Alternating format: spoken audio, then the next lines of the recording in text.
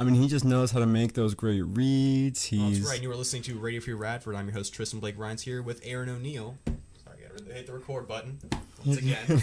Oh, man, just got to get back into this flow. Continue. I'm sorry about that. No, you're good. I mean, he's a very nice young man.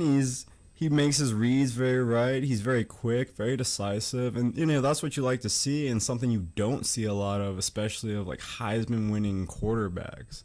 They come out straight from college, they come into the league, and they kind of just flop. Mm-hmm. But Mariota, he does a pretty great job. He's consistent. He kind of reminds me of Andrew Luck in a sense, just a tiny bit. Has the ability to be mobile, but can make effective passes standing in the pocket. They do very, very well in the red zone. Right. Very high percentages of scoring, putting up points, very low turnover ratio when, the opportunity to put points on the board is right in front of them. And that's what you need most definitely is, offense sells tickets to football games, but defense wins championships. That's very true. It's very true. I think the defense might need to step up just a tiny bit. You don't hear a lot about the Titans defense much at all. Mm-hmm. But, I mean, it's not like they're the worst defense out there. I've seen a lot worse teams. Yeah. But it's I think it's going to be a very interesting matchup. I say the Titans have a very strong offensive line, a very ground and pound run game. Right. They're, of course, like we were talking about, able to move the ball through the air. The defense has to step up sometimes. The NFL, very heavy offense. Defense, like you were saying, that wins championships. They have to be able to make that big step. Speaking of defense, the defense can't do it all for the Seahawks by themselves. Seahawks have a very tough time putting up points. The offense has zero groove. Only put up 12 against a very subpar San Francisco 49ers last week. That's right. And it's going to be kind of interesting to see it this week. I mean, Eddie Lacy, I'm pretty sure, is out for this week, if I'm correct. Jimmy Graham's also questionable. Is your best tight end, one of the bigger tight ends in the league. Yeah. And, I mean, for him to not have him as a weapon is kind of... Yeah, Russell Wilson needs those options. Tyler Lockett, a pretty good option still. Doug Baldwin, a very top tier kind of receiver, very possessive receiver. They did trade away Jermaine Kearse for an addition for the defense. Sheldon Richardson, a Pro Bowler at one point in his career as well. The Seahawks had the capability to do great things in the NFL right now, but the problem is that their offensive line is struggling. Right, and that's kind of like the core foundation, I think, of football. They're not paid, they're not paid. Well, they are paid. They're not paid that much compared to like quarterbacks, wide receivers, and they don't even really get the recognition. No, it's all guts and glory with the offensive line most of the time. Right, and they're really the ones that are getting down there in the nitty gritty, doing all the hard work, while Russell Wilson's just sitting there collecting checks. They're the foundation of any good offense. That's right. Teams like the Patriots, the Packers, the Dallas Cowboys have a very powerful offensive line. The Raiders right now have a very powerful offensive line. These teams do very well. The Seahawks last few seasons have been able to progress and make it to the playoffs with a subpar offensive line, but as we've also seen with teams like New York, the offensive line, you have to have some stability there to make it far. I think it's more than stability. You have to have stability, you have to have consistency, and when it kind of boils down to it, communication. That's the biggest piece, I feel like. If you guys aren't talking to each other, nobody knows what's going on. It's like you guys just get out there and you know what the play is, but nobody can execute. Yeah, there were times in week 1 against the Packers where it seemed like Russell Wilson was getting demolished. Play after play, there was even there's a snapshot that's gone viral of, the Seahawks offensive line behind defenders rushing towards Russell Wilson, 3 of them at that, towards Russell Wilson. You have to be able to hold those blocks.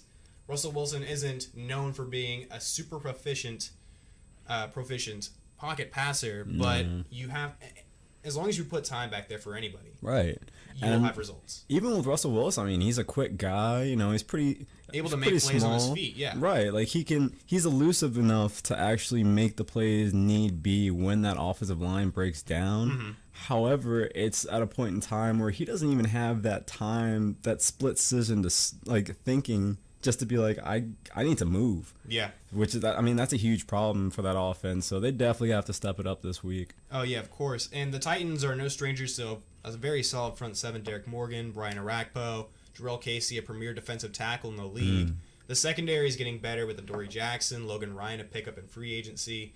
The Titans' defense, they're no scrubs. Not in the slightest. No, not at all. I think Titans probably have one of the better defenses, I feel like, in the league. And, I mean, that's coming from a Houston fan who has, I think we have the best defense in the league. Oh, I wouldn't argue with you there. The Texans have an amazing defense. Love J.J. Watt. Oh, yeah. I've had a number of arguments with a number of different fans about why J.J. Watt is the best defensive player, if not one of the best players in the entire NFL. Right. I mean, and it goes to show, season after season, I mean, he's just an amazing defensive end. Yeah. I think now Jadeveon Clowney has definitely stepped up quite a bit. He's become more of a veteran in the locker room, understands how to play at the NFL level. Right. His injury bug has been bothering him, but this season, he's still been playing. He's leading that team as well. He has to. I mean, without JJ there, I mean, you have Miraculous and you have Cushing, and Cushing's a little old.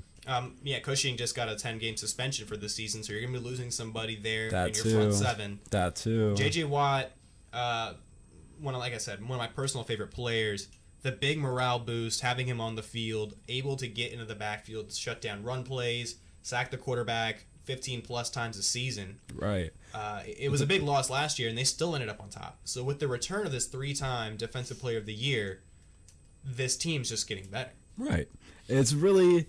I think the offense on the Houston Texans really need to step up. One, we need to find a quarterback.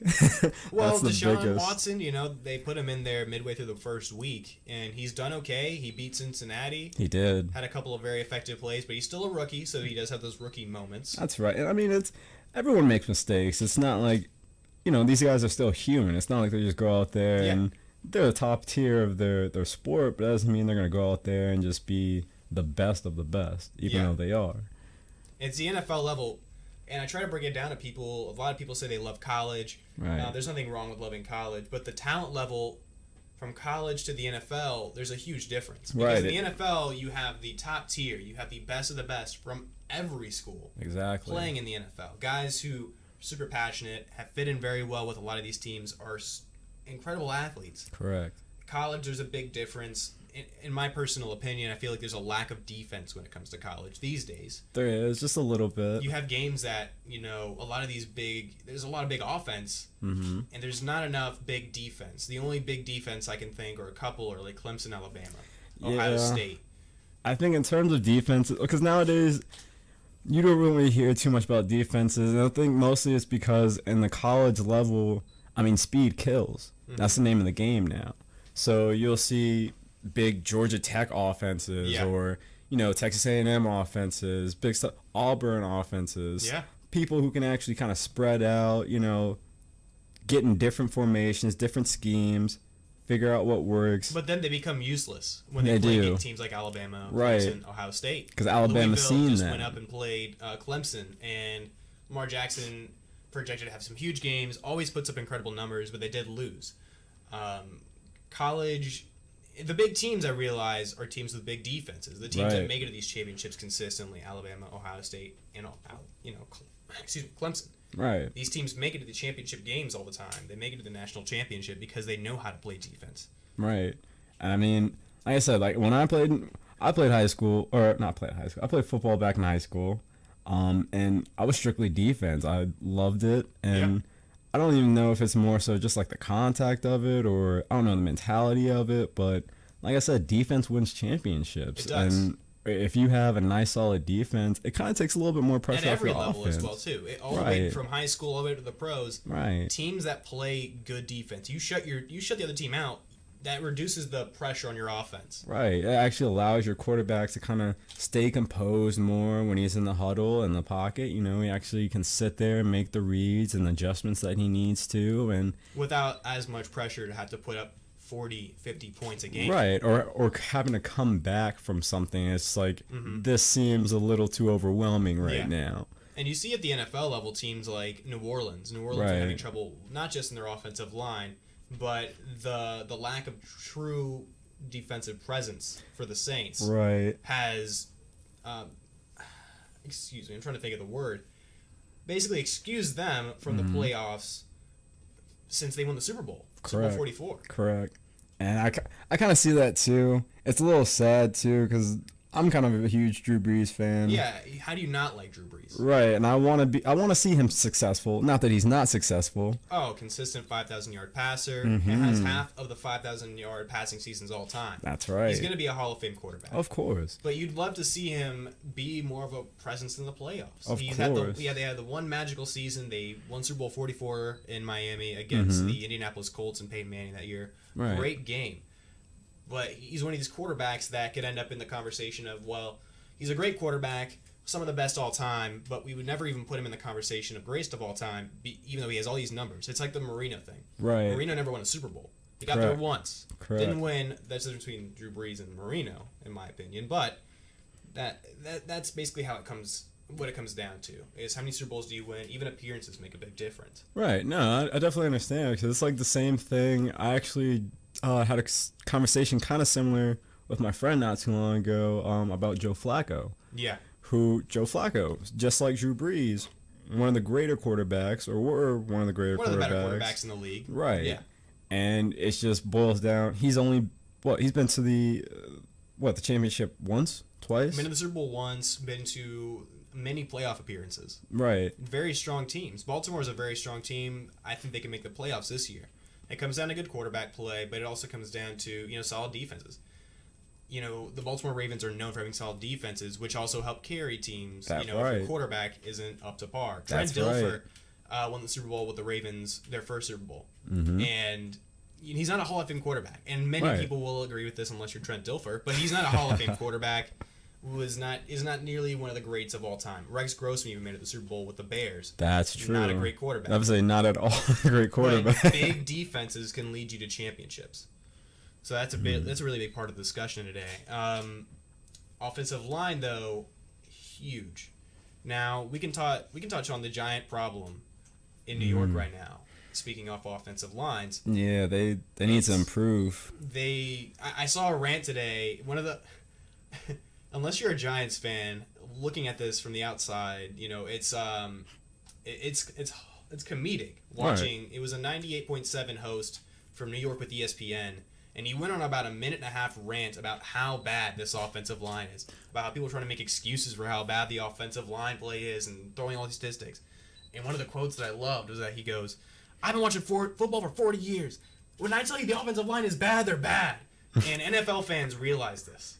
Right. They do realize it. The Detroit Lions got 5 sacks. The Lions are no scrubs on defense. Right, Ziggy Ansah, but is definitely a premier guy on there. Haloti Ngata, big defensive presence for that team. But you can't allow your quarterback to be getting hit every time he drops play. back. Right. Eli Manning is no Russell Wilson. No, and not a mobile guy. And I think Eli, he's a little bit more experienced than Russell Wilson, but like you said, he can't run. He's not so much of a scrambler. He is a pocket passer. Yeah. So when you all can't fails, give him a pocket, what do you expect? Exactly. When all fails, if he can't throw, that's the play right there. That's right. Fantasy owners, I would be looking to, I wouldn't say totally bench Odell, but don't count on him to get many points this week. That's right. He is. He's still questionable, isn't he? With his ankle? No, he's back. But okay. The production isn't going to be there if he's not getting the ball. That's right, and especially just coming off an injury. I don't know so much if. I mean, yeah, I'm sure he's willing to catch the ball all the time. Yeah, but I think his production can be there. Right. Like I said, it all comes down to the offensive line. One of my favorite metaphors for how an NFL team works was from Colin Cowherd with Fox Sports, and he talked about how everybody loves receivers. Like basic NFL fans love receivers, but people who really love the game understand that the receivers are. I have nothing against receivers. A good receiver can make a big difference. Right. But the guys who make the biggest difference on the team are offensive linemen. Of course. The foundations of your team start with the offensive line, your coaching, and your quarterback. Mm-hmm. Everything else around them, they make it work. Sometimes you need a run game. It depends on how your offense works. But if you have a really strong run game, that also becomes a foundation part of the cake. And your entire defense is another layer of that cake. That's correct. But receivers, sometimes running backs, end up as that icing on the cake. And not every cake needs icing. That's true. It's a little too much sometimes. It's kind of like with Dallas right now. Ezekiel Elliott, see him kind of that his icing has kind of dwindled down quite a bit from last season. The Cowboys' metaphorical cake, has the icing's come a little bit thinner Just this year. a little bit, yeah. Well, against the Broncos, at least, Ezekiel Elliott had I think it was a wake-up call game for Ezekiel Elliott. Just a little bit. And again, you got to remember, Tom Brady has more rushing yards than you. Tom is he's not at all. He's no sprinter. He's not a running quarterback. But if Tom Brady has more rushing yards than you, that kind of says something. It does say something. Yeah. But it also shows other teams that they can bottle you up. That's true. And just because you had one, look, if you go in your first season, okay, you can do all this amazing stuff, and you have all these tricks to come out with, just like Odell, his rookie season. Oh, these great one-hand catches, dynamic slant pattern speed. Right. Look at him now. Every corner and every safety in the league knows when they're going up against the Giants, they don't have to cover as much. Exactly. They're because like the offensive line for the Giants is so lacking. Exactly. So imagine like if the Giants were a cake. Their cake would be the actual foundations of the cake. There's no offensive line, so let's just say there's a layer of icing there first. And then you have your quarterback. McAdoo's not a terrible coach. Very offensive guy. No. But you can't keep telling me that you're insisting that Eric Flowers is your true starter when you know Eric Flowers is a huge letdown. He's at this point I think he's a liability. If Eric Flowers were to retire right now, he'd be considered a big bust. Right. You know what I mean for the Giants. Right. First round pick out of Miami. Mm-hmm. Looked like a solid player coming out, but he's just not there at the NFL level yet. Yeah, so I think what it boils down to is football maturity just hasn't fully bloomed, if that kind of makes sense. Yeah. He just he may just need a little bit extra time actually studying under another guy. Yeah, I mean, there's no problem with sitting on the bench, but then again, you're talking about the Giants here. If Eric Flowers is your best option for left tackle, right? Who is on that? Yeah, I would say you have. You're kind of shoving this kid back into this position. Pretty much. It's a vicious cycle. Right. It's almost like a little bottleneck effect. Like it's only gonna keep getting worse. Yeah, exactly. The offensive line situation isn't looking better for the Giants. Mm-hmm. I'm not ready to say this is an entirely lost cause, but by the numbers in recent years, even going 0-2 in your first 2 weeks of the NFL season almost entirely puts you out of the playoffs. Right. I was like, at this point now, it is going to be difficult for the Giants to bounce back. Of course. That's a tough division. There's a lot of talent there in the NFC East. The Redskins, Eagles, and Cowboys. They're all good teams. And I feel like really the only big competition, you have the Cowboys, maybe somewhat of the Eagles. The Redskins, they don't show out too much for them. I'm not trying to be super biased here. I'm not a huge Giants fan either, but I just think they have a little bit of chance. A little bit of a chance, but they really have to step it up. They won the Super Bowl 42. They started off that season 0-2. Right. So we're not saying it's impossible, but it doesn't look bright the way that this team is going. Yeah, it looks very bleak for them right now, and I mean, if they don't step it up, hey, it's going to be a top 10 draft pick for the Giants this upcoming offseason. Mm-hmm. And if that does happen, do you start looking to unload some of your talent? Now, they brought in Brandon Marshall. They brought in Evan Ingram this offseason to the draft and free agency. And they're great pickups, but do you start unloading some of this talent that you have elsewhere on the team to try to build your offensive line? Eli Manning's also not getting any younger. Do you stick with him for a couple more seasons? Draft a quarterback finally in the first round to try to start succeeding him for the future? Exactly. I think they do. They need to start, I wouldn't say recycling these guys, but they need to come up with a little bit of a different game plan and strategy when it comes to getting these younger guys into the positions needed because they have to think about the future. Yeah. I mean, you can't sit there and be stagnant with an NFL franchise. You always, as much as you want to concentrate on the now and the week to week, you also have to have somebody keeping track, thinking about the future for your NFL organization. Exactly. So let's see, big trouble coming out. This is a recent article, breaking news within the last 30 minutes actually coming out. Bleacher Report is reporting that Aaron Hernandez, a deceased former NFL tight end, suffered from the worst case of CTE, a brain damage disease, prior to his suicide, basically. And that's a sad thing to see. They discovered that in the autopsy, and the family is using the basis of that to try to sue the NFL and the Patriots organization. Right. This is all very recent news, so this is all developing as well. This is via Bleacher Report. This is where I heard it first. It's also being reported up to date right now on ESPN. NFL.com, I'm sure, will be getting a hold of this very soon as well. It's all very recent. Do you have any thoughts on that so far? Yeah, just a little. I think one, like I said, it is a little sad. You see more and more cases of CTE come out every year of the NFL, and what's extremely sad about it is the NFL continues, and I mean continues, to just say, hey, there's no correlation between. Well, it's not even that anymore. I will correct you on that point. The NFL is realizing slowly that they do need to do more for player health and safety. There have been a number of suits, things like that.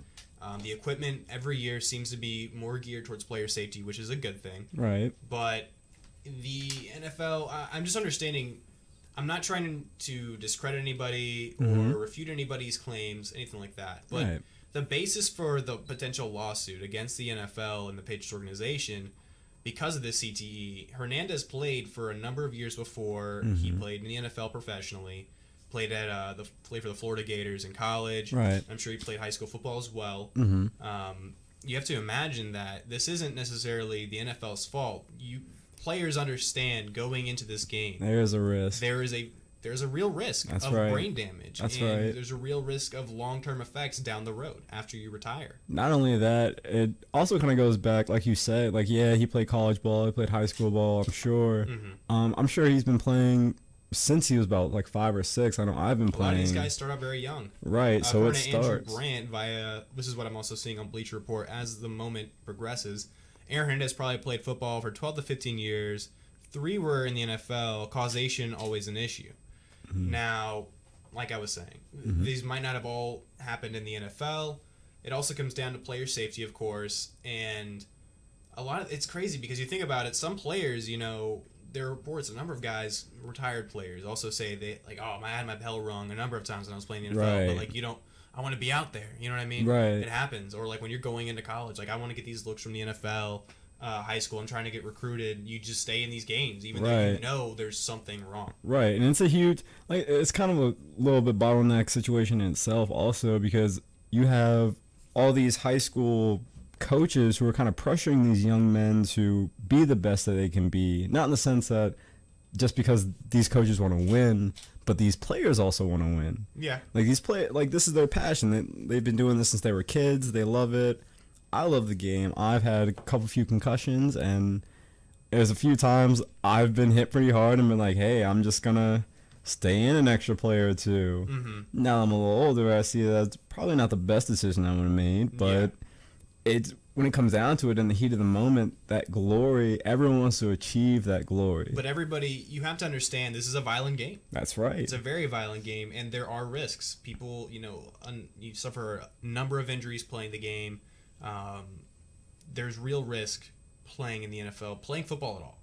And I'm a huge fan, of course. I totally understood the risks when I played football. Correct. I understand that, these players have to understand that as well. You can't be naive to these kind of things. Right. The NFL is doing a better job publicly as well as in the actual confines of locker rooms to make sure that players are, if they look like their bell is wrong, stuff like that, getting these scans, getting these checks as soon as possible, trying to treat, potential symptoms for concussions and future CTE as quickly as they can.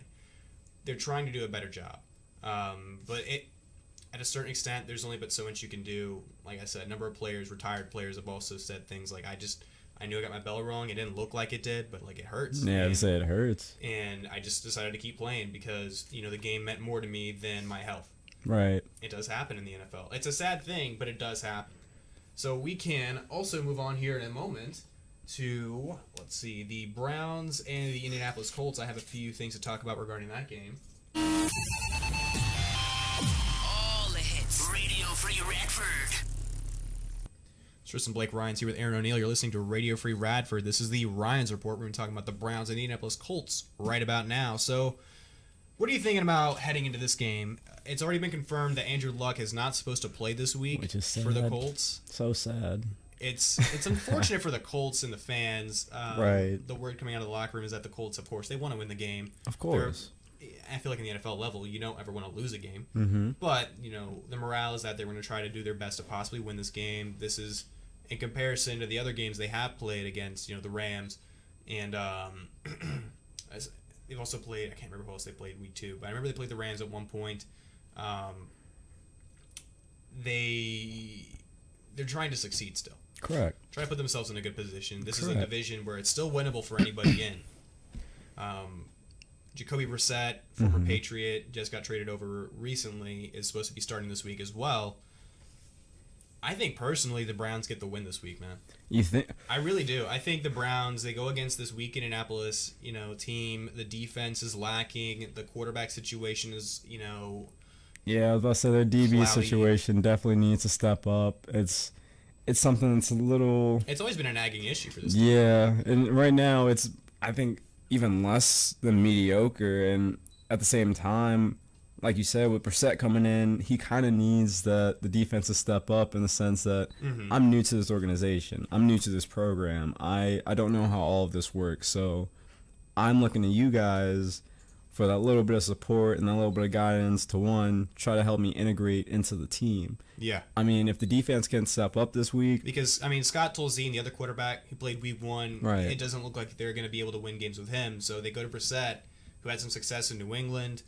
For the time being, until Andrew Luck is finally cleared to play, ready to go back and into the huddle, Brissett has the reins. Right. And I think what helps them out this week is they are playing at home. Yeah.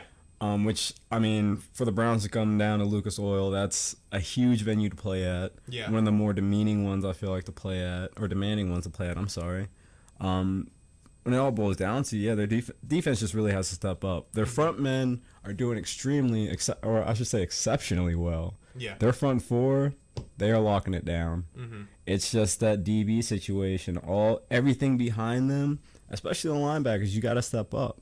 Because, DNs are really only supposed to contain, for the most part. Depending on your system. If you can pass rush, go get after it. But for the Right. most part, it's containing, Right. keeping the pocket, and then crashing in. Right. But it gets to a point where, and even with going up against the Browns offense, I'm sure they wouldn't have any problems at all. Mm-hmm. But again, when one guy misses a tackle, he goes to the next guy, goes to the next level. If he misses a tackle and goes to the next guy, goes to the next level, and you get to that DB position, and if they can't make that tackle, hey, that's a touchdown right there. So yeah, the Colts have had some defensive issues. The Browns, personally, I like this team coming into the season. I do. Not as a team that's going to make the playoffs, make the Super Bowl, anything like that, but as a team that's going to be improving steadily over the next few years. Right. I like Deshaun Kaiser. He's proven, very effective in preseason. First couple weeks, he's been okay. Exited last week due to a couple of issues, but nothing crazy. I don't think it's anything that's going to keep him out of this game. Right. I'm taking the Browns just because I feel like it'll be a decent game, Mm-hmm. but I just don't feel like Indianapolis has enough chemistry without the QB1 out Right. there. Right. And even without Corey Coleman, the wide receiver for the Browns, I feel like this is going to be a Browns game. The defense is going to be able to shut it down. Look for the Browns to have a good game this week. Basically, is what I'm coming at. Trouble in Big D. The Dallas Cowboys, are they going to have a bounce back game against Arizona Monday Night Football? That's a really good question because they have the potential. They're very much so because Carson Palmer hasn't been able to score that much. Mm-hmm. He's kind of been Without David Johnson. Right. He's been very iffy. So they give a little bit of leeway there.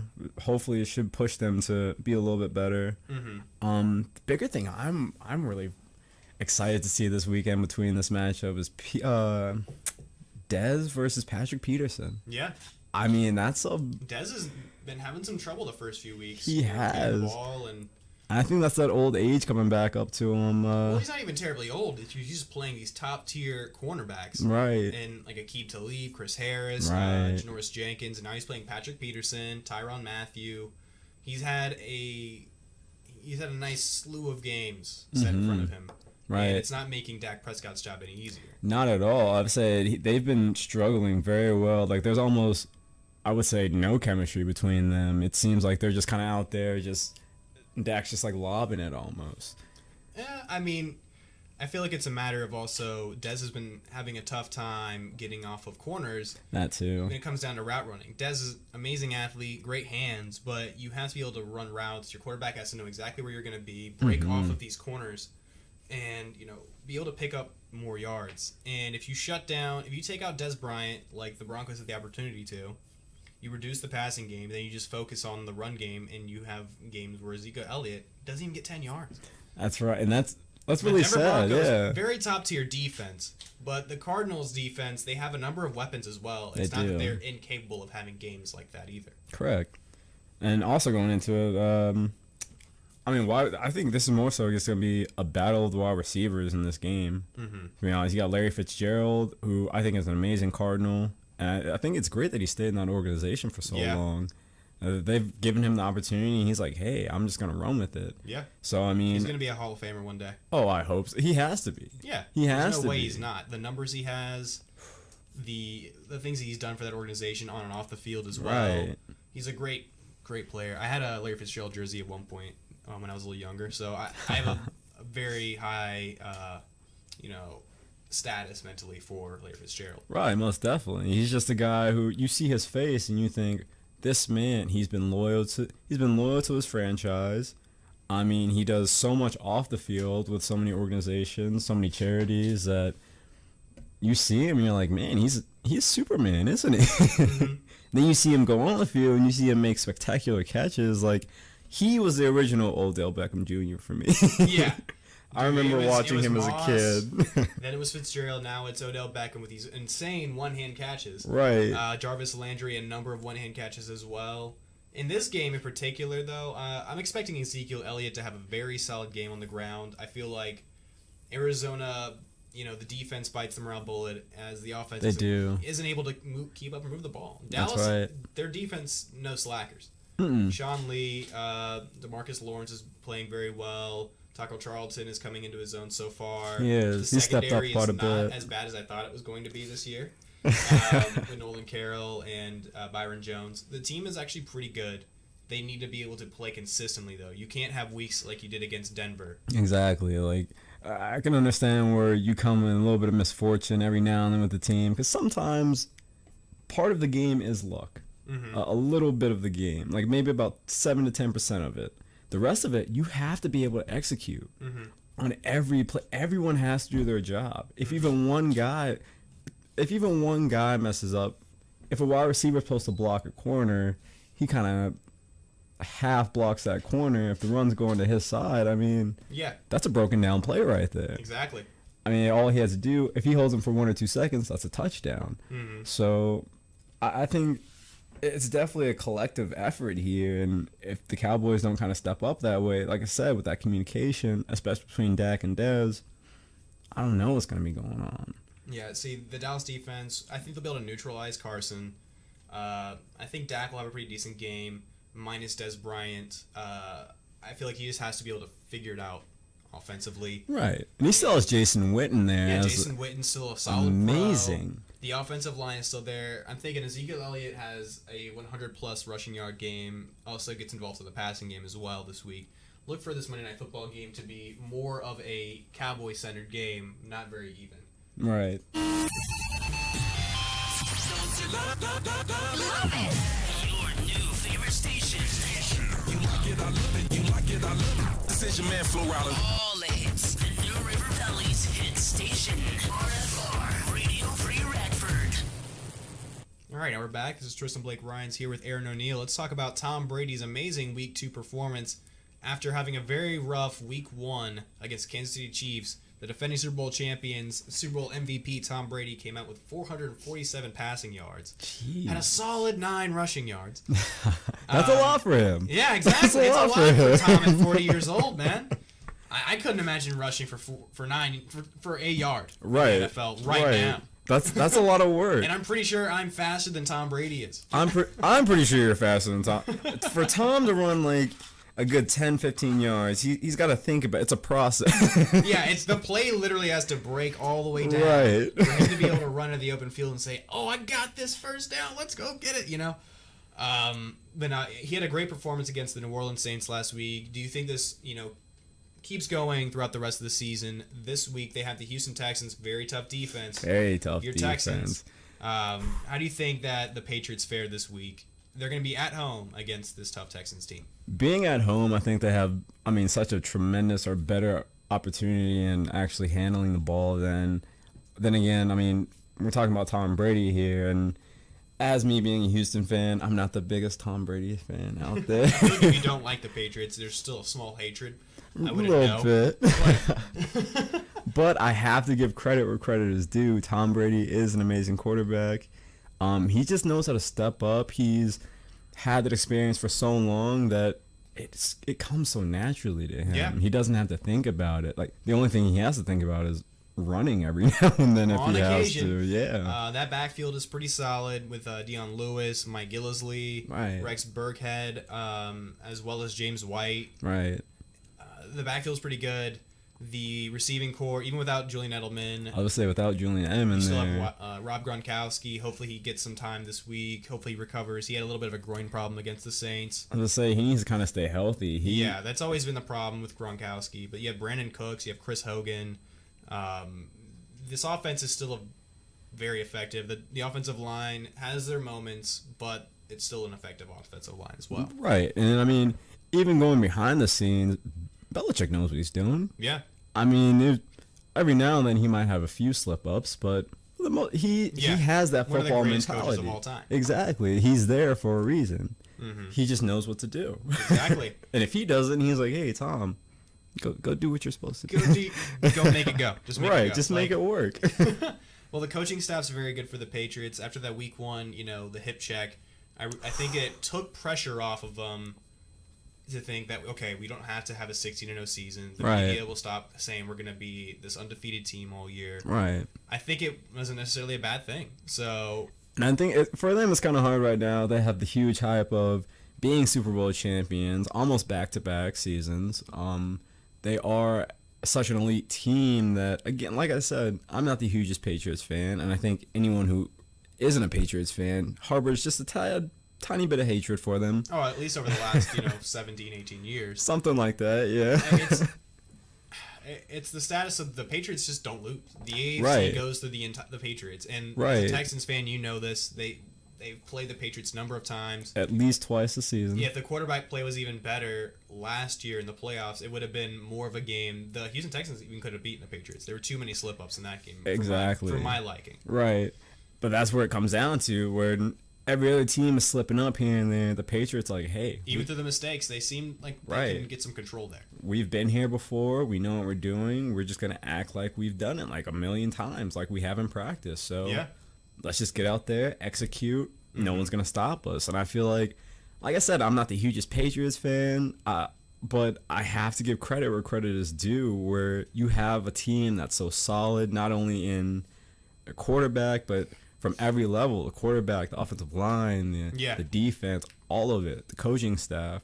So it comes to a point where you just got to say, hey, if they're the better team, they're the better team. Obviously. You gotta fight for it right, most every game. definitely. You have to fight for it. That's what football is. It's a war, essentially. It's battle, man. And this Patriots team, they've run over the AFC for a long time. This season, it's going to be interesting with this Oakland Raiders team. The Steelers are still no slackers. The Chiefs are looking very good this year. Of course. The Texans and Deshaun Watson, he was my early pick for Rookie of the Year. If he has a great season, keeps doing good things, I could see him, taking that team to the playoffs. I really think he can. I also hope he really can. Because that's the only missing piece the Texans have, in my It's opinion. that quarterback. The offensive line needs a little bit of work, and all you guys need is that solid, steady quarterback. Yep. This dude took Clemson to 2 national championships, won his senior season, Right. went to the NFL, high draft pick. Deshaun Watson, I feel like, can carry this team. Most definitely. I think already he's doing a better job than Ryan Mallett did.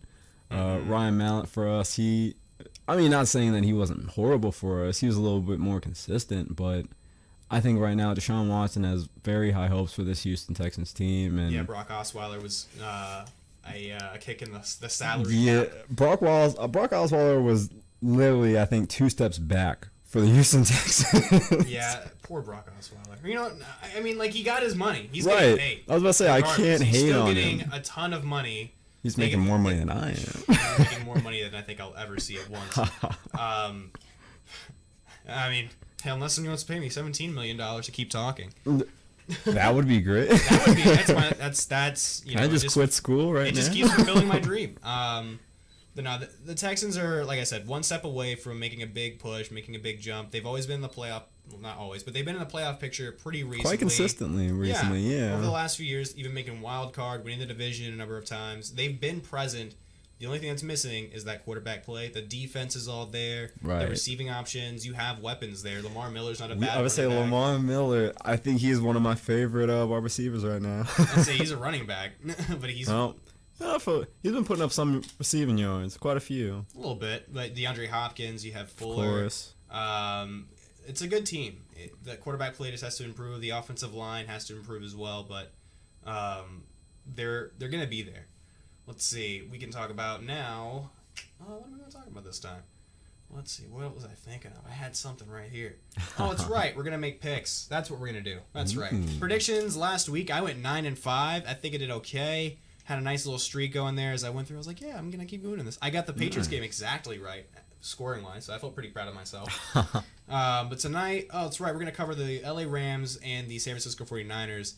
This game isn't very hype as it comes. Which it seems like it kind of should be. Like It can be. But the 49ers, very, very low expectations, even by Yeah, the fan base. The very Rams true. didn't necessarily have a very great week last week against the Redskins. Had a great week one against the Colts, but Right. they have no quarterback. Right. So I don't really have any high expectations for this game. Mm-hmm. Personally, I'm going to be taking the Rams 23-10 of the San Francisco 49ers. Do you have any thoughts on that by chance? I mean, give me some scores, give me some take, man. We still got like 20 more minutes left in the show. I mean, I'm thinking the 49ers can step up a little bit more than 10 points. Don't get me wrong, I'm not the hugest Colin Kaepernick fan either, but He's not on the team anymore. oh, that's right. Yeah. Oh man, that is Now their right. quarterback is Brian Hoyer. Even with Brian Hoyer, I don't think he can. Oh, maybe it is a 10. 23-10 it seems is a a little bit more 23-10. accurate. Well, yeah, and I don't know. I like the Rams. Their new look. It's gonna be those nice. I yellow do like uniforms, those, everything yeah. Like that. Los Angeles now with these two teams. Jared Goff had a pretty good week one. Todd Gurley led fantasy owners to some good wins last week as he rushed and led the league in rushing yards. I'm pretty sure last week. Yes, he did.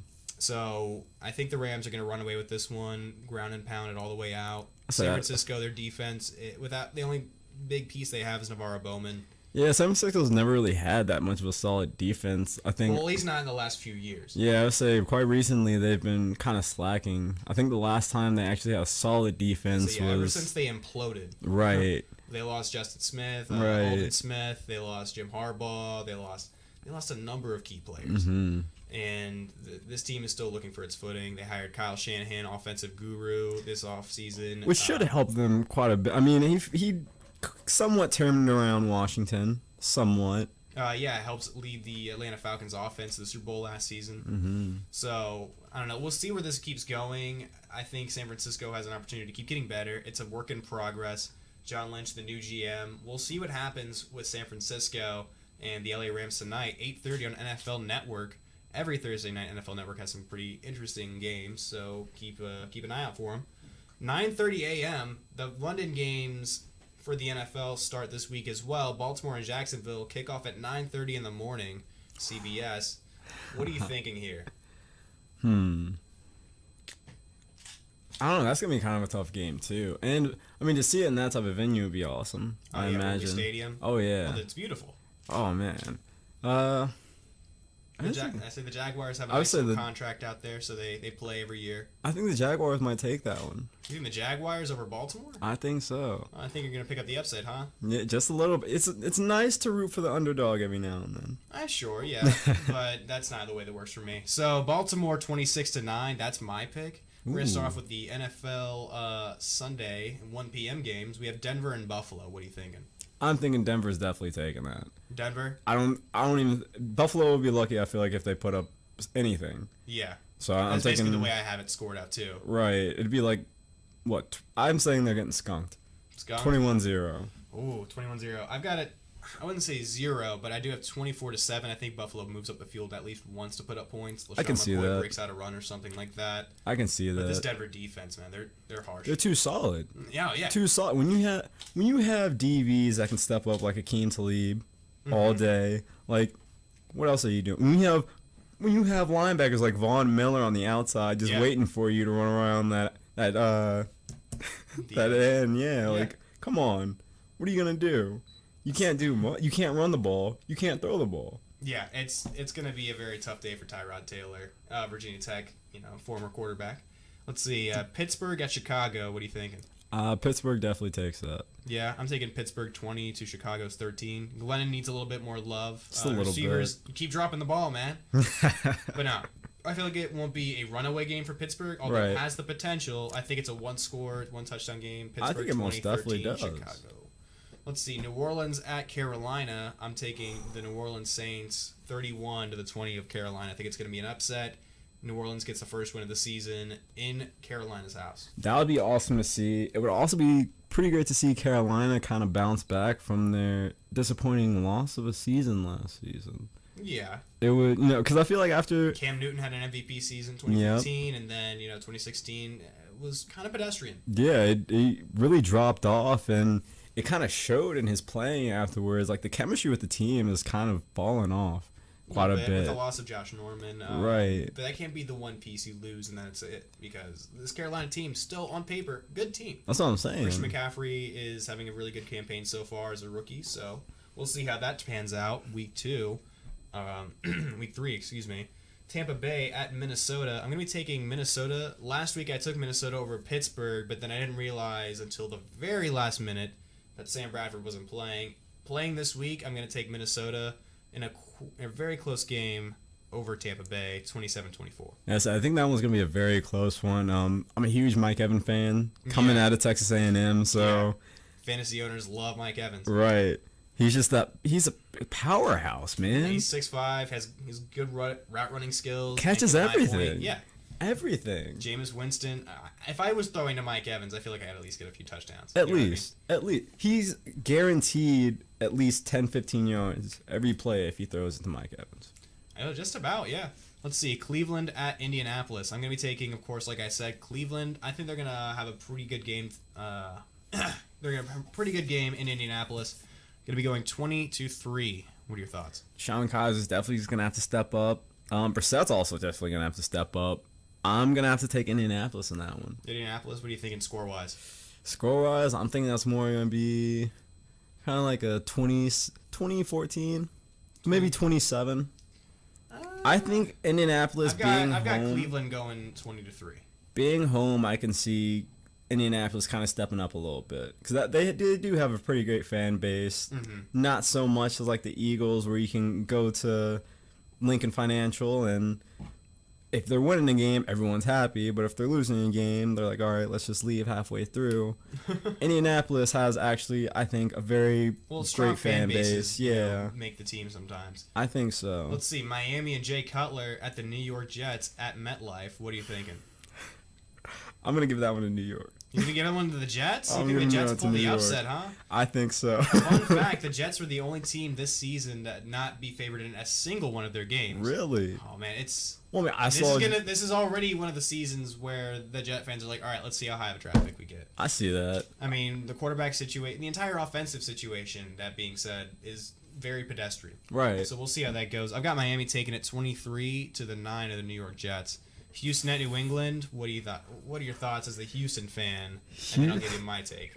Houston, I'm definitely saying we're winning this game. You better hope that they win. All we got to do, we just got to believe in each other and just buckle down and play great football. That's what it boils down to, fellas. I'll say, 1 p.m. kickoff. It's going to be, for me, New England. I feel like they just take over this game. It's going to be New England 41-10 of the Houston Texans. Oh, that's going to hurt me. Oh, yeah. Well, that's the goal. Very true. Let's see. Atlanta at Detroit. I'm going to be taking Atlanta to have a really big offensive game. 35 to Detroit 24. That sounds pretty accurate. I'm going to take Atlanta on that one, too. I'll say Matthew Stafford's good, but I don't know if he's good enough to take that. Right. Let's see. The New York Giants at Philadelphia. We've already had this long conversation about the New York Giants' struggles, so you got to know that I'm going with Philadelphia in this one. Mm-hmm. I think the Giants end up going 0-3. Philadelphia 26-21 of the New York Giants. I'm also kind of favoring you on that one, too. I think if I wasn't a Houston fan, I'd probably be an Eagles fan. Mm-hmm. Just because that long history of that franchise, you have amazing players always come out of there, and even now, like pretty good, consistent coaching staff as well. So. Yeah, Doug Peterson's doing a pretty good job over there. Right. The offense pulled in Alshon Jeffrey. Carson Wentz is, leading that team now. Right, and it's kind of great to see Carson Wentz kind of step up the way he has ever since Nick Foles left. Yeah, so let's see. The 4 p.m. games we're going to find out. Let's see. Seattle at Tennessee. Who do you got? It's a close one. I think I'm going to take Tennessee. You going to take Tennessee? I do like the whole Marcus Mariota matchup. I do like it. I'm taking Tennessee as well. I'm taking it 21 to the Seattle 12. I don't really think that Seattle gets the ball moving as well as they hope to. No. Or they have a big bounce back week. It was a little tough for me to make this decision because a part of me wants Seattle to keep, just come back, but right. I just don't see it against Tennessee. I'm taking, like I said, 21-12 Tennessee. Kansas City at the Los Angeles Chargers. I might have to take Kansas City on that one. Yeah, you gotta take Kansas City. What do you mean, Mike? They've been pretty solid in the past couple seasons, and they're number one in the power rankings on a lot of people's boards this right. season. I'm taking Kansas City 31 to the LA Chargers 13. This defense is you're a lot more generous than I am. Well, the Chargers defense, they're good, but the offense, I don't feel like they're going to be able to move it against Kansas City's secondary. That's the thing. I think their offense needs to step has up. A game. I think he gets a few sacks. Yeah. Let's see, Cincinnati at Green Bay. Cincinnati's season to me is a lost cause, but I do think they scored their first touchdown of the season this week. It'd be great to see. Green Bay. So I'm taking Green Bay 33 to the 17 of Cincinnati. I can see that because you got Aaron Rodgers back there. Come on now. Of course, Aaron Rodgers. 1, man, he's a beast. 2, love Aaron Rodgers. 3, 4. He's a cannon, man. I love Aaron Rodgers. Let's see the Sunday night football game, 8:30 NBC. It's gonna be Oakland at Washington. That's gonna be a very interesting game to watch. I want Oakland to take this one. Oh, of course. I'm thinking Oakland runs away with this one pretty quickly. I'm thinking 42-20 of Washington. Wow. Kirk Cousins has a decent game, but it's just not enough to keep up with that high-powered offense.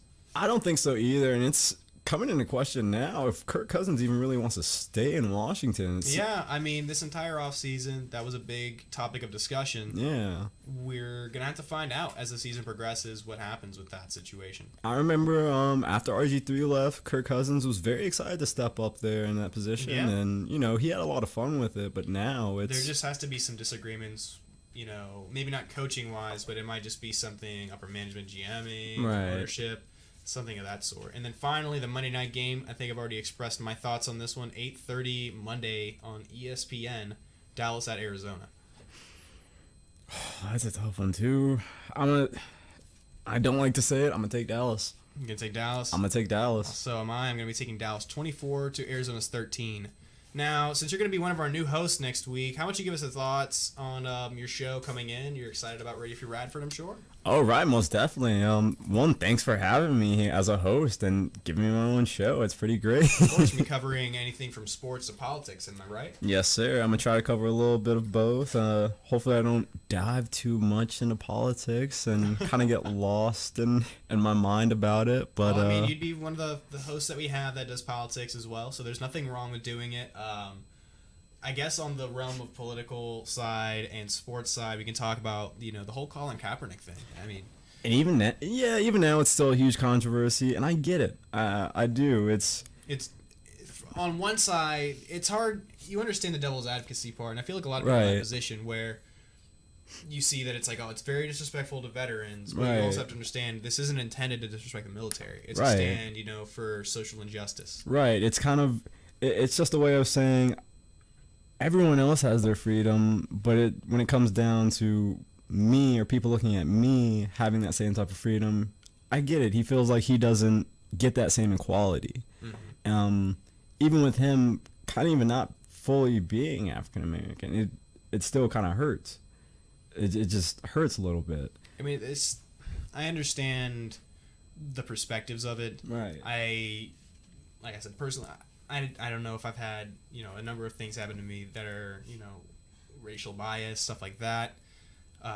But he's trying to make his point. And to me, what it comes down to is a free speech argument where it's, he disrespects the military, but his point isn't against the military. It's for social injustice, taking a knee during the flag and, the troops fighting for the First Amendment rights. supporting those First Amendment rights of freedom of speech, but when it comes to this kind of a topic, it's like, well, then you can't express your freedom of speech. It's very touchy. Right, because it's like how is it I can't express what I want to, but I have a right that says I can. Yeah. So it's like I feel like, yeah, I understand exactly what you're saying. I think what's happening in the NFL wise, why he's not getting signed, is like the NFL teams, they realize their talent. So I don't think it's a question of his ability. Right. I feel like what stops teams really is the media frenzy. Right, because you gotta think football is more of America's favorite pastime than baseball is nowadays. Yeah. So I mean, think about all the commercials you see, everything that's kind of branded or. Well, it's about how your fans will be looking at your organization as well. Right. And I feel like in the locker room wise, you don't want all this media attention on somebody who's going to come into your organization and more than likely not start for your team. Right, but still somehow destroy the reputation Exactly. of So your team. It's touchy. I understand. I understand why. Oh man, my voice is going a little bit. Some water, man. But I can understand why NFL teams, they don't want the media frenzy, but it's also that you don't want to divide your fan base. Overall, it's very sensitive, and we'll see how it unfolds. Either it'll be, something that's lost over time, right, or Kaepernick gets signed somewhere. This is a former Super Bowl quarterback, right? I feel like at a certain point it'll kind of drop off. Like nowadays, you have more players that kind of step up and I'm gonna join him and taking a knee, or I won't do it. Yeah, I get it. At the same time, though, I feel like it's a phase. It'll phase out after a while. A few people may remember it, but I mean, because if you think about it, there are kids in high school. I know kids in high school that wouldn't stand for the Pledge of Allegiance. Yeah. And I mean, it never bothered me much, or I had never seen anyone who's actually attacked someone or blatantly just been like, hey, why aren't you. And when it comes to, the Kaepernick situation, there's just a lot of different sides. Right. I personally don't want to totally throw my personal views into it because I do understand all the aspects of it. Right. And it's just touchy because you say one thing and then you're labeled as this kind of way, but you say another thing, then it's about labeling, and then it's all about like how people are going to see you, and then all sorts of stuff. So I personally, it's a thing that's worth conversation. Right. But it's not necessarily something I want to throw more than just the the points of view out there, and not my personal. I got you. You know what I mean? I got you. I feel like it's a lot of the way that it comes down to with a lot of different people. So we're going to close out the show. Thank you, everyone, for tuning in this week to the Rines Report. Listen live next week here on RadioFreeRadford.com at 5 p.m. I'd like to thank my special guest, Aaron O'Neill, once again for joining me. Thank you for having me, and thanks for listening, guys. Oh, of course. And tune in next week to his premiere. What day? What time? It'll be Monday at 11 to 12. Like I said, we'll be covering sports and politics, and hopefully you guys will give me a listen. That's right, guys. So make sure to check out his show next week. Be sure to like the Rines Report, spelled R-I-N-E-S, and Radio Free Radford on Facebook to get updates on all sorts of shows, as well as Aaron's, my personal show, a number of the other hosts with Radio Free Radford and RFR. Once again, thank you guys for listening, taking some time out of your day. If you're listening to this on YouTube, thank you for watching. And you are listening to Radio Free Radford. I am Tristan Blake Ryans. Have a nice weekend, everybody.